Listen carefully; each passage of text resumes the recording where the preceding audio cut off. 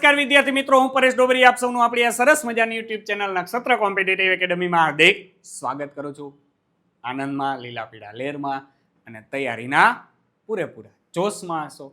તો આજે મિત્રો આપણે ભણવાનો છે લેક્ચર નંબર 48, જે આપણી T10 સિરીઝ છે, MCQ series concept with trick. Okay, concept plus trick સાથે કોન્સ્ટેબલ સ્પેશિયલ. PSI વાળું તો એકદમ સરળ નીકળું, પણ આપણે એવી એક્સપેક્ટેશન રાખશું નહીં. કહેવત છે ને, પારકી આશા સદા નિરાશા. ક્યારેક ન પણ નીકળે, થોડા ઘણા MCQ ટ્વિસ્ટ થઈ જાય તો આપણું એમાં ધોવાણ થઈ શકે છે. તો આપણે એને કન્સેપ્ટ સાથે અહીં ક્લિયરલી સમજીએ. ચલો ભાઈ, કોઈ વસ્તુને 20% નફા સાથે વેચવામાં આવે છે. જો તેને 25% નફા સાથે વેચવામાં આવે તો 35 રૂપિયા વધુ મળે છે. તો વસ્તુનું મૂલ્ય ગોતો. મૂલ્ય મતલબ તમારે અહીં કઈ કિંમત ગોતવાની છે ભાઈ? મૂકી, ધક્કા મૂકી મૂળ કિંમત ગોતવાની છે. ચલો ભાઈ, 20% નફો લે છે અને પછી લે છે 25% નફો. જો 20% લે છે ત્યારે કંઈક તો મળે છે, પણ 25% નફો લે ને તો 35 રૂપિયા વધુ મળે છે. એટલે આ બેનો તફાવત કેટલો થાય મિત્રો? તો કે તફાવત થશે કેટલા ટકા? 5%. તો એ 5% નો તફાવત રાખે છે નફામાં, તો ત્યારે રૂપિયા કેટલા મળે છે? 35 રૂપિયા મળે છે. સીધું થઈ ગયું. બસ 5% એટલે 35 રૂપિયા થયા. તો તમારે મૂળ કિંમત જોઈ છે. મૂળ કિંમત હંમેશા 100% હોય. અહીંયા મલ્ટીપ્લાય 7, તો અહીંયા પણ મલ્ટીપ્લાય 7. તો ભાઈ તમારી કિંમત છે એ વસ્તુની મૂળ કિંમત કેટલી હોય? 700 રૂપિયા હોય. ઓકે, વસ્તુનું મૂલ્ય કેટલું હશે? રૂપિયા 700. તો ઓપ્શન બી છે એ તમારો કરેક્ટ આન્સર થઈ ગયો. તમને નફાનો વધારો કીધો હતો કે 20% નફો તો છે જ ઓલરેડી, પણ જો 5% નફો વધારી દે છે તો 5% વધારે ત્યારે 35 વધુ મળે. 5 એ 35, તો 100 એ કેટલા? આ ત્રિરાશિ જ છે સીધી. અથવા આમ લખો કે ભાઈ 35 ગુણ્યા 100 છેદમાં 5, તો યાદ થશે 5 7 35 700. ચલો ભાઈ, નેક્સ્ટ MCQ નંબર 2. 1 કિગ્રાના ચોથા ભાગના બટાકાની કિંમત આપી છે. 1 કિલોગ્રામ છે એનો ચોથો ભાગ, તો 1 કેજી એટલે ગ્રામ કેટલા થાય? 1000 ગ્રામ થશે. હવે એનો ચોથો ભાગ કીધો છે. 1000 ગ્રામ છે એનો ચોથો ભાગ કરો એટલે કેટલા ગ્રામ થાય? 250 ગ્રામ થાય કે નહીં?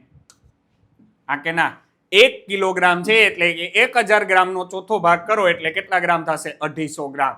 તો 250 ગ્રામ બટેકાની કિંમત તમને કીધી છે. કેટલા રૂપિયા કીધી છે? 60 રૂપિયા. તો તમારે 200 ગ્રામની કિંમત ગોતવાની છે.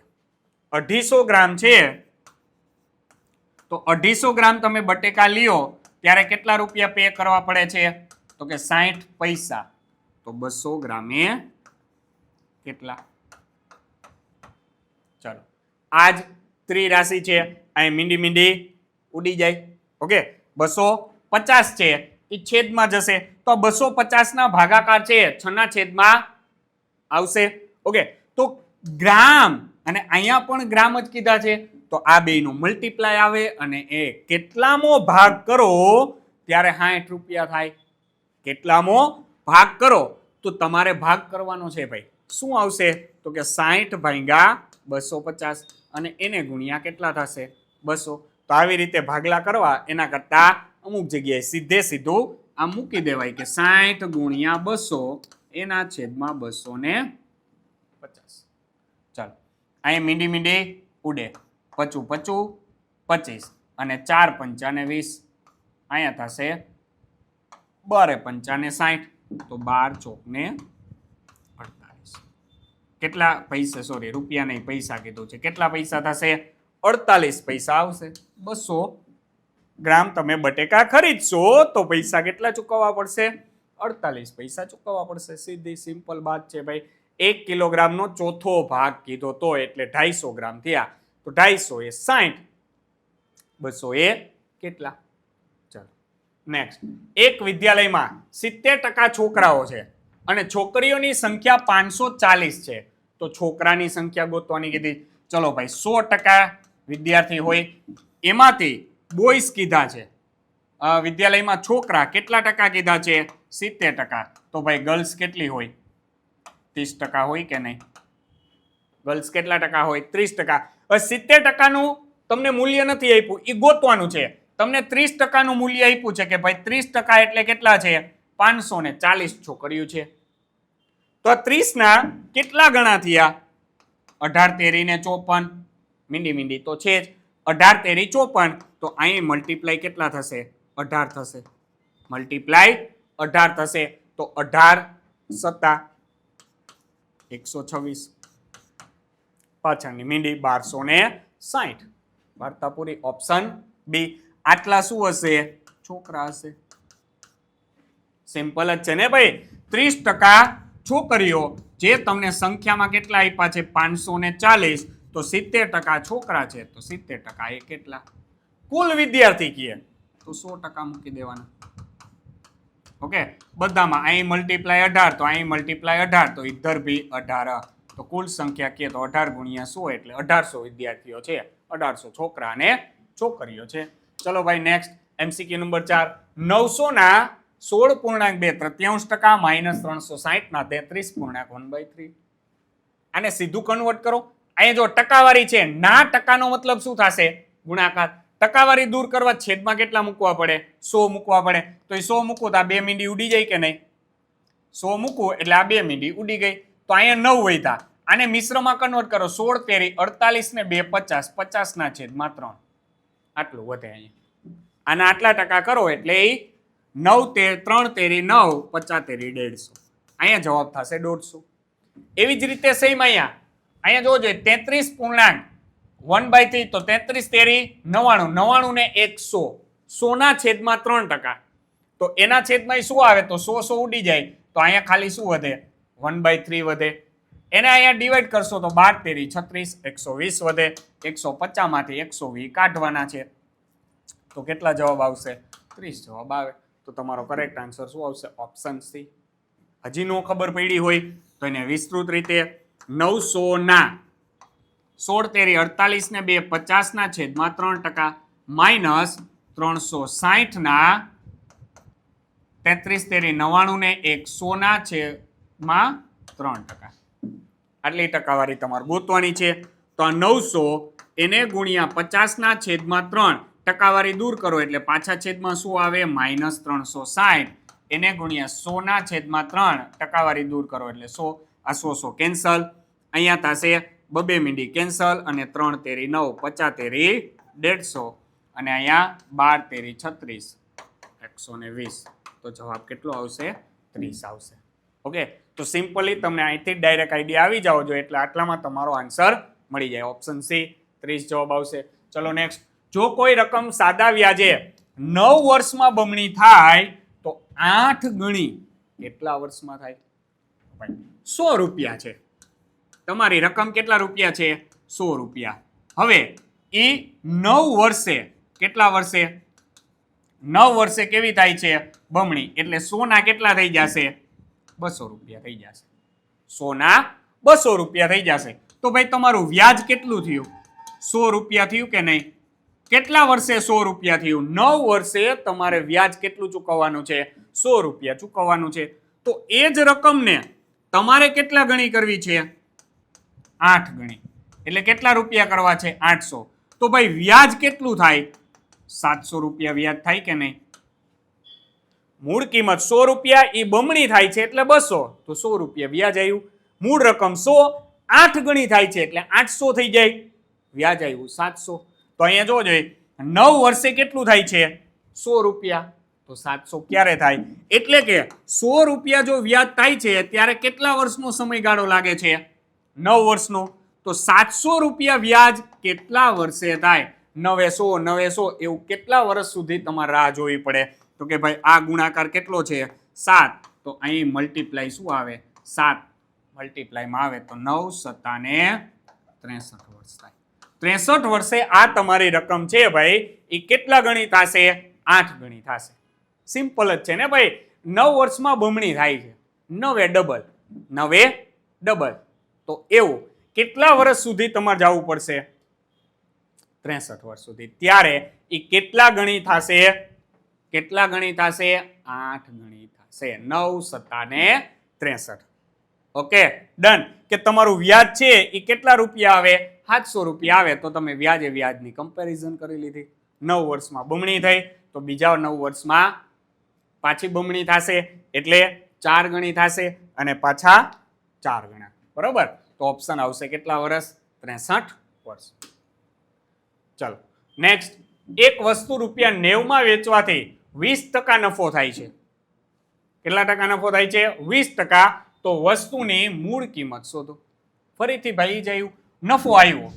નફો એટલે વેચાણ કિંમતમાં ઉમેરાઈ ગયું મૂળ કિંમત પ્લસ નફો એટલે વેચાણ કિંમત. કેટલામાં વેચો છો? 90 માં. આ તમારી વેચાણ કિંમત થઈ. મૂળ કિંમત હંમેશા કેટલા ટકા હોય ભાઈ? 100% હોય. એમાં 20% નફો છે એટલે તમારી વેચાણ કિંમત છે એ કેટલા ટકા કહેવાય? 120% કહેવાય.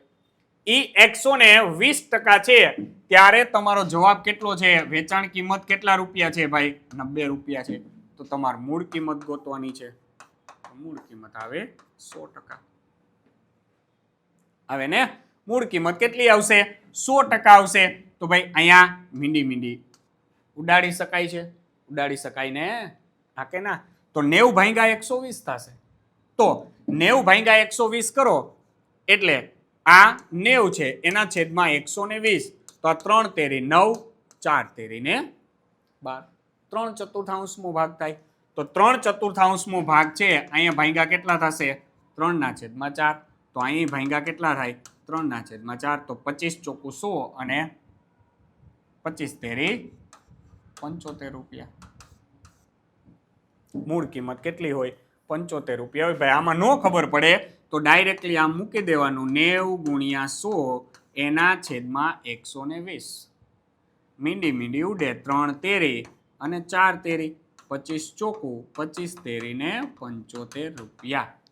સિમ્પલી આ રીતે ગણી શકાય છે. કેમ મેં સીધા 20% ડાયરેક્ટ મૂકી દીધા? 120 લઈ લીધા તો કે ભાઈ વેચાણ કિંમત છે એમાં નફો ઉમેરાઈ ગયો હોય. ખોટ હોય તો બાદ કરી દેવાની, તમને સીધો જવાબ મળી જાય.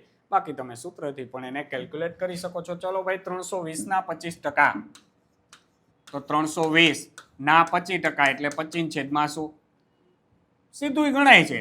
25 ચોકુ 100 થાય ને અહીંયા 8 ચોક ને 32 આ 80 આવે. બરોબર, અહીંયા 32% છે તો 8 ચોક 32 અને 25 ચોકુ 100 છેદમાં 100 આવશે. હા કે ના? હા. 25 6 150. 6 અઠ્ઠાના અહીંયા 48 આવે. 80 માં તમારે 48 કાઢવાના છે એટલે 48 ને 2 50 32 જવાબ આવે. હવે 150 ના 32% એટલે 32 ના છેદમાં 100. જેમ છેદ ઉડાડો એમ. અહીંયા 25 ચોકુ 8 ચોક 32 એટલે અહીંયા જવાબ આવ્યો 80 માઇનસ અહીંયા મીંડી આ ઉડાડો 5 તેરી 5 દુ ને 10 16 દુ ને 32 16 તેરી ને 48. એટલે જવાબ કેટલો આવશે? 32 આવશે. Option A. ચલો done. Option A is your correct answer.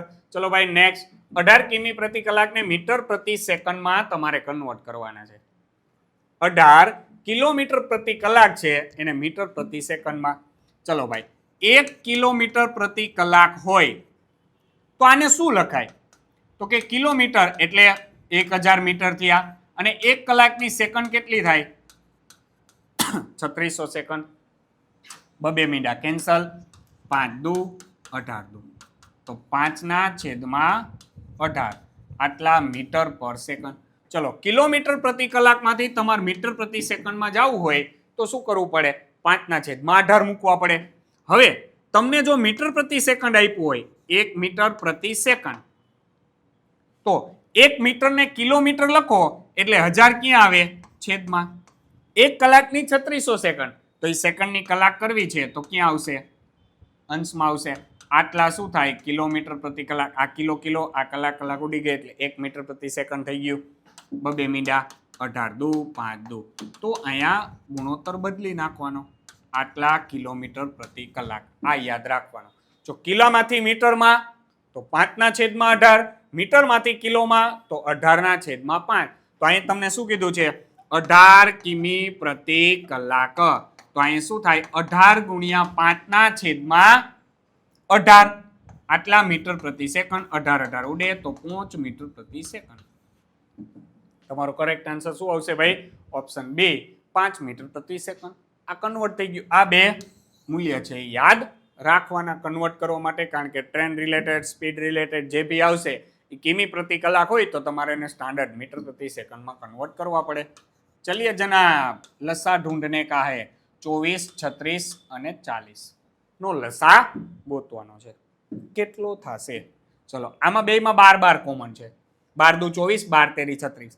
આમ બધામાં ગણીએ તો સીધા જો મોટા રકમ તમારે બાદ કરી લેવી હોય ને તો આને લખો 12 દુ 24, આને લખાય 12 તેરી 36. હવે આને શું લખશો? તો કે એને લખવા માટે તમે 10 ચોક 40 કરી નાખો. હવે લસા જોતો હોય ત્યારે સરખું હોય ને બધું એકવાર લખવાનું, પણ સરખું જેમાં જેમાં આવે છે એ એક વખત કાઢી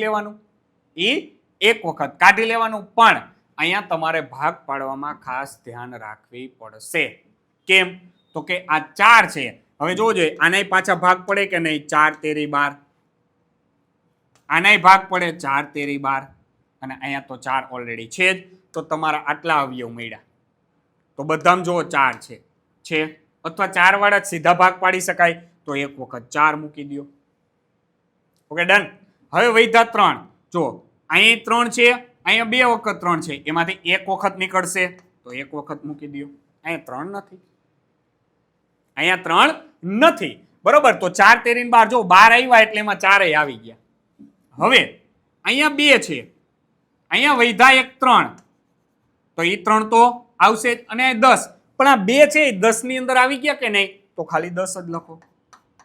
અને આ 3 વધ્યા હતા એ, આટલો તમારો લસા થાય. અથવા તો આ 10 ને તોડી નાખો, 2 પંચા ને 10, તો અહીંથી 2 કાઢો, અહીંથી 2 કાઢો એટલે 2 આવી ગયા, અને અહીં 5 આવ્યા એટલે 2 પંચા 10, આ 3 ના 3, 3 તેરી 9 ચોક ને 36 ગુણ્યા 10 એટલે 360.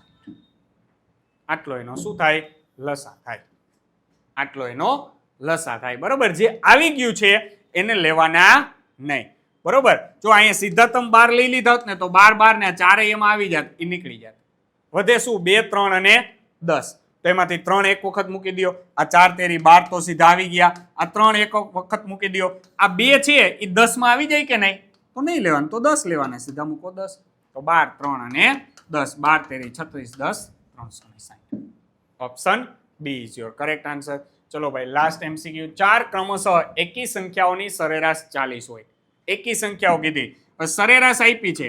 કેટલી આપી? 40. એની ઉપર ખાલી કેવી સંખ્યાઓ કીધી છે? એકી સંખ્યા, તો 40 ની ઉપર આવે 39, આ બાજુ આવે 41. 4 સંખ્યા કીધી. 39 ની ઉપર શું આવે? 37, અને 41 પછી એકી સંખ્યા આવે 43. તો ભાઈ આ તમારી 4 સંખ્યા થઈ, પહેલી, બીજી, ત્રીજી અને ચોથી. હવે એમાંથી શું કીધું?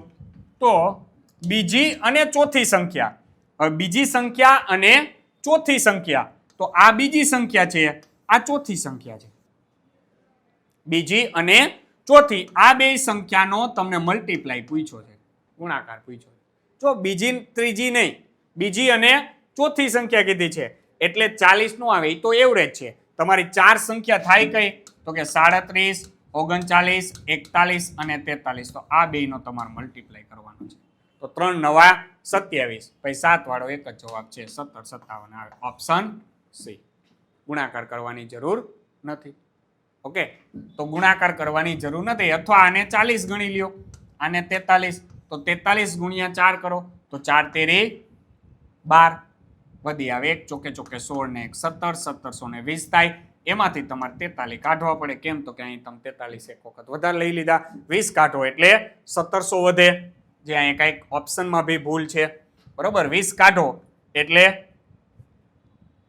આમાંથી 20 કાઢો એટલે 1700 વધશે, અને એ 20 કાઢ્યા પછી હજી 23 કાઢવાના છે, તો 23 કાઢો એટલે વધશે 1677. આટલો જવાબ આવે, 1677. ભાઈ અહીંયા જ્યાં ચકડું આવશે ત્યાં આપણે 1677 કરી નાખશું. ચલો, 1599 નહીં આવે, 1677. કેમ? તો કે 1700 હતા, એમાંથી 23 કાઢવાના છે. 1700 માંથી 23 કાઢો એટલે 1677 વધે. બરોબર. જો બીજી અને ત્રીજી સંખ્યાનો કહીએ તો 39 ગુણ્યા 41 આવે, તો ભાઈ 9 એકુ 9, તો 9 વાળો જવાબ આવે. ઓકે, આવું તમે પહેલા ડિજિટ ઉપરથી કન્સિડર કરી શકો છો. જો અહીંયા ઓપ્શન જ ખોટો છે તો તમને એનો માર્ક મળવાનો જ છે. બરોબર. તો આગળનો ગુણાકાર પણ કરવાની જરૂર નથી, કારણ કે ચોથો પાંચમો ઓપ્શન તમને કાંઈ આપેલો નથી. તો આ બેનો ગુણાકાર મળી ગયો 39 ગુણ્યા 43, એટલે જવાબ કેટલો થશે? 1677. તો મિત્રો, વિડીયો ગમ્યો હોય તો એને લાઈક કરવાનું, શેર કરવાનું ભૂલતા નહીં અને ચેનલને સબસ્ક્રાઇબ કરવાનું ભૂલાય નહીં. નેક્સ્ટ વિડીયોમાં નવા MCQ સાથે ફિર મિલેંગે. ટાટા bye bye, see you, thank you, Jai Hind, જય ભારત.